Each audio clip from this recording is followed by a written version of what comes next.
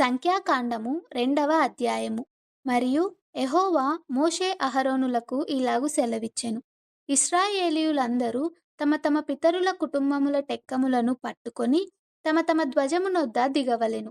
వారు ప్రత్యక్షపు గుడారమునకెదురుగా దాని చుట్టూ దిగవలెను. సూర్యుడు ఉదయించు తూర్పు దిక్కున యూదా పాలెపు ధ్వజము గలవారు తమ తమ సేనల చొప్పున దిగవలెను. అమ్మీనాదాబు కుమారుడైన నయస్సోను యూదా కుమారులకు ప్రధానుడు. అతని సేన అనగా అతని వారిలో లెక్కింపబడిన పురుషులు 74,600 మంది. అతని సమీపమున ఇశ్శాఖారు గోత్రికులు దిగవలెను. సూయారు కుమారుడైన నెతనేలు ఇశ్శాఖారు కుమారులకు ప్రధానుడు. అతని సేన అనగా అతని వారిలో లెక్కింపబడిన పురుషులు 74,400 మంది. అతని సమీపమున జెబూలూను గోత్రికులుండవలెను. హేలోను కుమారుడైన ఎలీయాబు జెబూలూనీయులకు ప్రధానుడు. అతని సేన అనగా అతని వారిలో లెక్కింపబడిన వారు 77,400 మంది. యూదా పాలెములో లెక్కింపబడిన వారందరూ వారి వారి సేనల చొప్పున 186,400 మంది. వారు ముందర సాగి నడవవలెను. రూబేను పాలెపు ధ్వజము వారి సేనల చొప్పున దక్షిణ దిక్కున ఉండవలెను.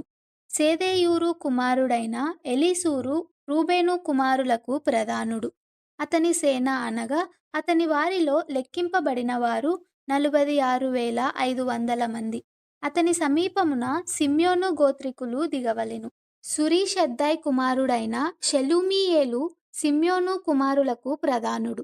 అతని సేన అనగా అతని వారిలో లెక్కింపబడిన వారు 79,300 మంది. అతని సమీపమున గాదు గోత్రం ఉండవలెను. రగూయేలు కుమారుడైన ఎలీయాసాపు గాదు కుమారులకు ప్రధానుడు. అతని సేన అనగా అతని వారిలో లెక్కింపబడిన వారు 45,650 మంది. రూబేను పాలెములో లెక్కింపబడిన వారందరూ వారి సేనల చొప్పున 1,71,450 మంది. వారు రెండవ తెగలో సాగి నడవవలెను. ప్రత్యక్షపు గుడారము లేవీయుల పాలెముల నడుమను సాగి నడవవలెను. వారెట్లు దిగుదురో అట్లే తమ తమ ధ్వజములను బట్టి ప్రతి వాడును తమ తమ వరుసలో సాగి నడవవలెను.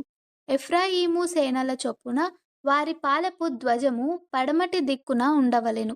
అమీహూదు కుమారుడైన ఎలీషామా ఎఫ్రాయిము కుమారులకు ప్రధానుడు.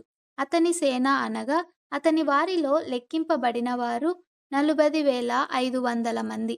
అతని సమీపమున మనష్షే గోత్రముండవలెను. పెదాసూరు కుమారుడైన గమలీయేలు మనష్షే కుమారులలో ప్రధానుడు.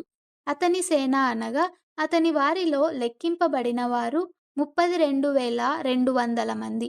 అతని సమీపమున బెన్యామీను గోత్రముండవలెను.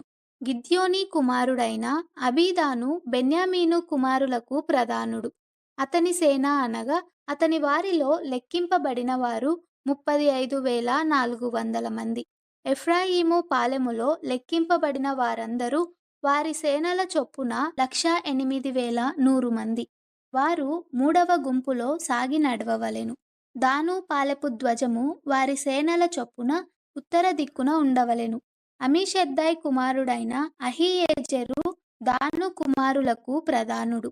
అతని సేన అనగా అతని వారిలో లెక్కింపబడిన వారు 62,700 మంది.